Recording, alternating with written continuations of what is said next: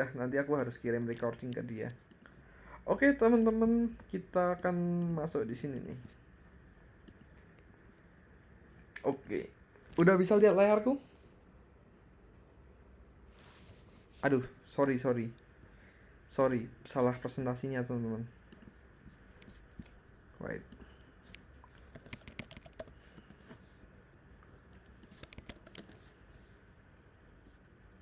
Sorry ya, salah ya.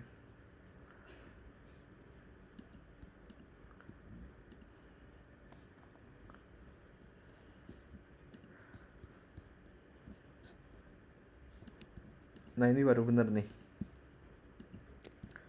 Oke, nah ini materi yang sulit teman-teman. Udah bisa lihat layarku? Udah Kak, aman. Aman ya? Wait, ini aku quit dulu deh. Oke, aman, udah bisa lihat layarku. Kita kan di modul 6 pelajaran 2. Nggak sadar kita udah ada di modul terakhir ya teman-teman. Kita cuma tinggal berapa pertemuan lagi loh. Ini udah pertemuan 25. Cuma 1, 2, 3, 4, 5, 6, 7. Tinggal 7 pertemuan teman-teman. Kalian udah lulus Python. Habis itu mau kemana? Mau ke Python part 2 boleh. Mau ke 3D game juga boleh. Designer 3D game itu juga boleh, tapi tak saranin di Python kedua aja, belajar data. Nah lanjut teman-teman, jadi kita kan belajar apa itu namanya list. List itu apa sih? Nah jadi kayak gini, simpelnya teman-teman itu suruh membuat kemarin ada jawaban 1, jawaban 2, jawaban 3. Ada pertanyaan jawaban 1, jawaban 2, dan jawaban 3. Jadi ada 3 pertanyaan dan 3 jawaban. Bener nggak? Masih ingat nggak?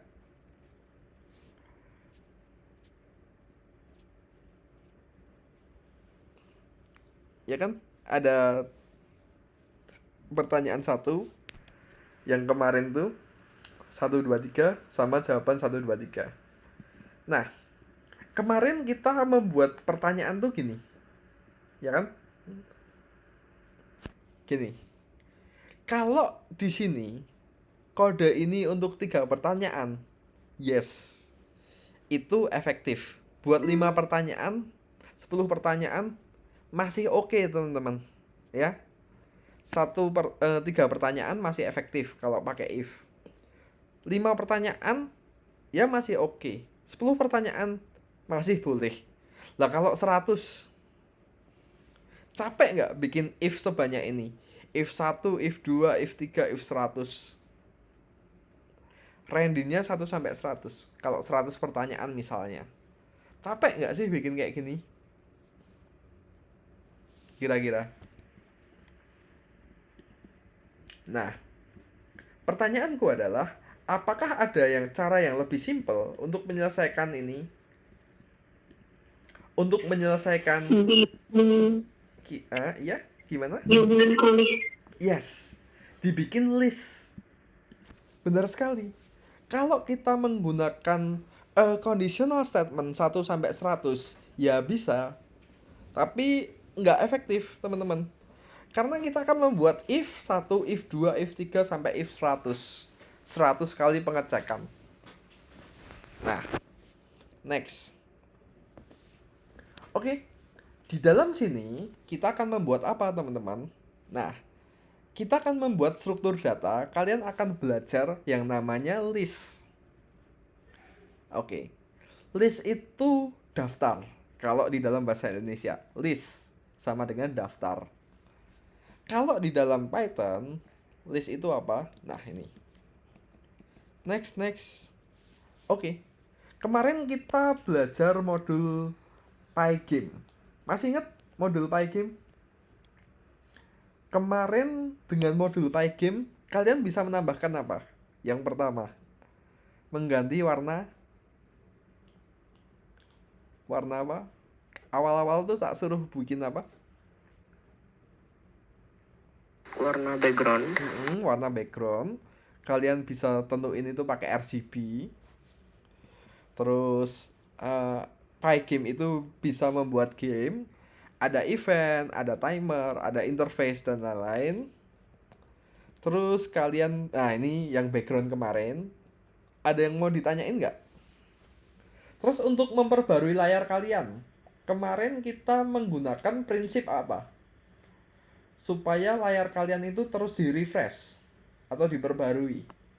Kalian menggunakan prinsip yang namanya kayak game-game pada umumnya apa? Kemarin namanya apa? FPS. FPS atau frame per second. Frame per second. Digunakan untuk apa itu namanya? Membuat refresh lah di layar kalian. Jadi layar kalian akan terus memperbarui pakai ini. Pygame display update sama jam tick itu memasang refresh rate. Lanjut ya. RGB nggak ada yang ditanyain ya. Aman ya ini. Cuma kode warna. Next, kita kemarin membuat looping, membuat rectangle menggunakan kelas area. Kita kemarin menggunakan area buat bikin ini, teman-teman. Jadi ini adalah kerangka untuk membuat kotak, membuat teksnya, menentukan teksnya, menggambar teksnya. Kodenya emang nggak perlu diapalin, cukup dimengerti aja, ya. Menambahkan teks, menempatkan teks, membuat gambar segi 4. Nah, oke, kayak gitu aja teman-teman. Soal materi yang kemarin. Next, sekarang kita akan belajar list. Untuk bekerja dengan list. List itu adalah struktur untuk menyimpan jenis data secara berurutan. Jenis data di dalam list itu bisa berbeda. Misalnya bedanya gimana, Kak? Aduh, aku nggak bisa coret-coret ya di sini. Misal ini datanya bersifat apa sih? Aku mau nanya nih. Ini data, tipe datanya apa? Apakah ini string? Atau boolean? Atau integer? Integer. Integer ini bilangan integer. Di dalam list, itu memungkinkan buat kalian nyimpen data integer sama boolean atau bahkan kalian mau nambahin kalimat berupa string di sini. Itu bisa. Oke ya. Kalian mau nambahin nama gitu misalnya kayak gini. Aku tulis deh. Contohnya ini aku hapus dulu ya. Mau bikin list. Wait, aku perbesar. List sama dengan kayak gini. 100, 110, 120 galang habis itu koma Henry gini. Ini boleh teman-teman. Jadi list itu bisa kayak gini. Gini bisa list 1. Nah, gini. Jadi tipe datanya ini dicampur. Itu memungkinkan di dalam list. Ya. Oke. Setiap list itu memiliki apa yang namanya indeks. Indeks itu adalah urutan di dalam list. Oke. Indeks pertama itu dimulai dari angka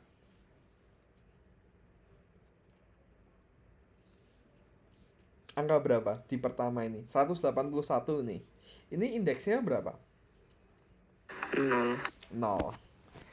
Kalau misalnya ada list kayak gini, aku kasih tebak-tebakannya. Yuk, siapa yang jawab nih? Aku mau kasih tebak-tebakan gini nih. 175, nggak harus urut ya. 134, sorry, koma lagi 150, koma lagi 90. Oke. Kalau aku ketik list aku print indeksnya 2. Yang muncul angka berapa, teman-teman? 120. 120. Kok bisa 120? Karena ini berapa? 0, ini 1, ini 2. Paham ya indeksnya ya? Kalau aku pencet 5, yang muncul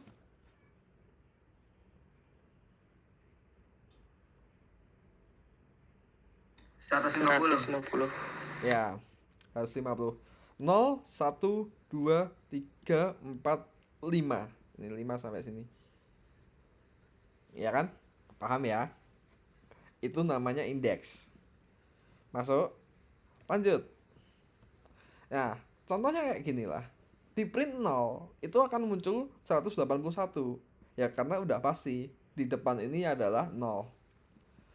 Lanjut. Nah, di dalam list, kita bisa membuat list. Menambahkan, menghapus, mencari, sama mengurutkan, teman-teman. Contohnya gini. Kamu bisa membuat list dengan menggunakan list kurung buka, kurung tutup. Ini fungsinya untuk membuat list. Oke. Membuat list kosong. List kurung buka, kurung tutup. Lalu menambahkan nih. Misalnya ada list, misalnya kayak gini. Ada list namanya James sama Henry. Kalian mau nambahin nama Smith di dalam list itu. Ya kalian bisa masukkan partisipan, itu nama variabelnya, dot append, terus habis itu petik Smith. Nah ini akan di dalam list itu akan bertambah Smith. Dan print ini udah pasti kalian tahu gunanya apa. Contohnya, real projectnya kayak gimana kak? Real projectnya kayak gini teman-teman. Ini aku copy paste aja ya. Nah, real project ini kayak gini. Partisipan list itu untuk membuat list. Berarti kalau di sini kayak gini, listnya kosong atau ada isinya? Kosong. Kosong. Nah, udah pasti input gunanya buat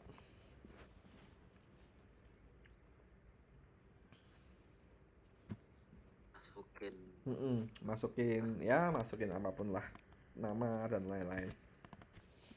Oke, di sini ada juga while. Sebelum kita memasukkan angka 0, maka dia akan terus ngapain? Memasukkan nama di dalam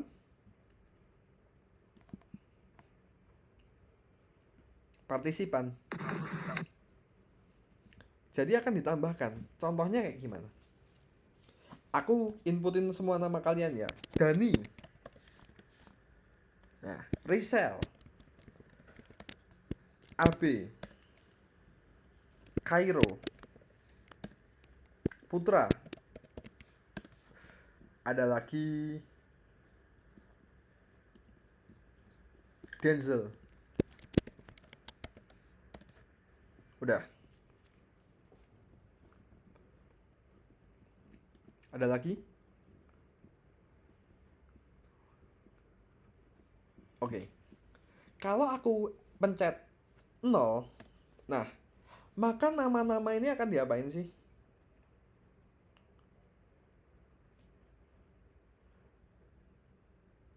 Kalau aku pencet 0, maka nama-nama itu akan di apa? Di data. Di data, di Cetak. dicetak. Nah, lah, kok nggak bisa? Partisipan, lah kok nggak bisa dicetak? Ngawur nih programnya nih.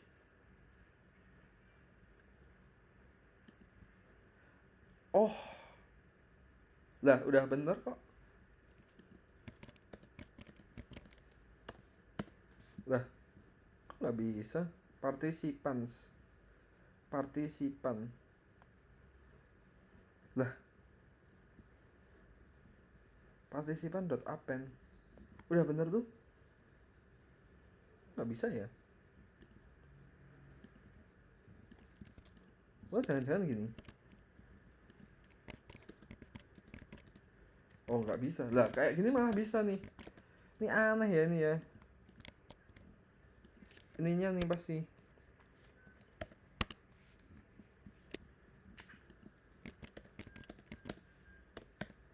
Oh, nggak. Ininya aja yang error nih. Fix ini programnya yang error. Jadi nanti itu bisa akan dicetak gitu teman-teman. Itu bisa akan dicetak. Oke, nggak tahu tapi ini programnya error. Next. Oke. Gitu aja sih teman-teman. Ada yang mau ditanyain dulu nggak? Habis itu kita akan bahas beberapa soal nih. Memasukkan nama. Nah, kita akan menggunakan if sama for nanti. Ada yang mau ditanyain? Soal list? Nah, benar akan masuk list. Oke. Oke, aku akan bahas beberapa soal teman-teman. Soal list ini aku akan bahas. Aduh, malah hilang tadi. Nggak apa-apa lah. Next ini aku akan bahas beberapa soal. Oh, ini gampang ya teman-teman ya. Oh, ini. Aku akan bahas ini juga nih. Ada fungsi list yang nggak dijelasin di presentasi teman-teman. Contohnya ini. Kalian harus mencetak daftar pengguna. Kan? Pengguna itu ada berapa? Ada 4. Nah, pengguna itu harus mengatur urutan secara alfabet. Habis itu menghitung banyaknya pengguna di dalam chat. Nah, ini akan dihitung secara otomatis. Habis itu menampilkan list berurutan seperti dilihat gambar. Nah, oke. Jadi kayak gini teman-teman. Caranya menampilkan ini gimana sih? Ini indeks. Dimulai dari angka 1. Jadi ada 1, 2, 3, 4 dan lain-lain. Ini penggunanya. Habis itu kita harus tampilkan ini secara berurutan. Nah, kan secara berurutan itu nggak ada di presentasi tadi. Nah, di sini nggak ada. Tapi aku kasih tahu teman-teman, kita bisa memasukkan list itu mengurutkan secara abjad. Menggunakan apa? Perintah yang namanya sort. Fungsinya itu untuk mengurutkan secara abjad. Misalnya kayak gini, ini nggak tak urutin ya. Banyak pengguna, kita akan hitung nih, supaya menghitung ini secara otomatis. Tahu nggak kodenya pakai apa? Menghitung ini secara otomatis. Dulu pelajaran ketiga, yang soal depannya L, 3 huruf. Len. Caranya len kurung buka apa?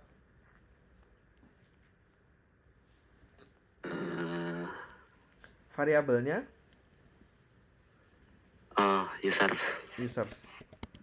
Kita play. Lah, ini nggak urut teman-teman. Ya urut, tapi urut sesuai dengan ini, ya kan? Dengan adanya len users ini, nah sebenarnya ini tuh bisa teman-teman.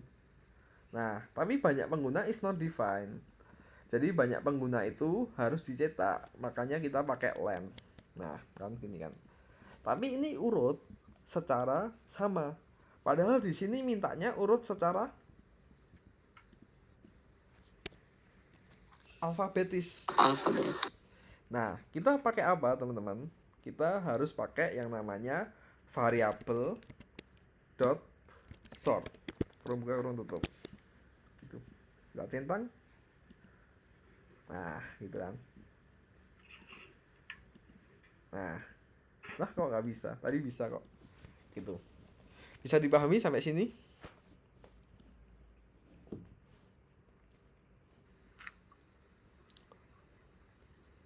Bisa dipahami sampai sini? Next ya. Ini gampang lah. Ini gampang. Nanti kalau gamenya ketemu, permintaan ditemukan. Kalau nggak ketemu, ini. Jadi nanti kalian bikin if. Ini aku bahas lagi deh. Oke teman-teman. Jadi kayak gini. Kita di dalam list itu bisa menggunakan if dan else. Itu menggunakan variabelnya. Kalau kita biasa menggunakan if else tuh kita nggak gunain apa-apa kan. Itu kita bisa gunakan variabel di dalam list untuk menggunakan conditional statement. Contohnya kayak gini. Di sini ada 4 game. Dota, CS:GO, Warface sama Minecraft. Sementara di sini ada permintaan. Kalau misalnya permintaannya ditemukan, itu akan mencetak apa?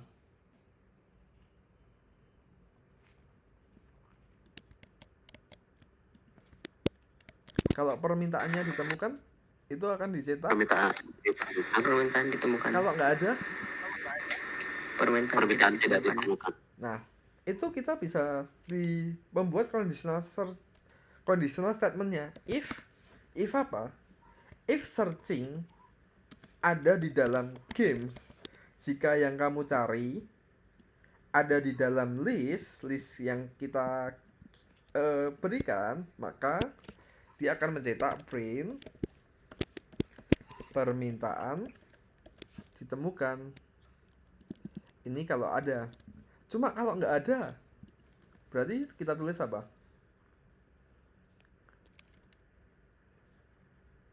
Elif. Bukan elif tapi Else. Maka kita print. Nah, gini. Udah. Permintaan CS:GO. Nah, ada. Kalau misalnya nggak ada, Fortnite. Nah, gitu teman-teman. Paham ya?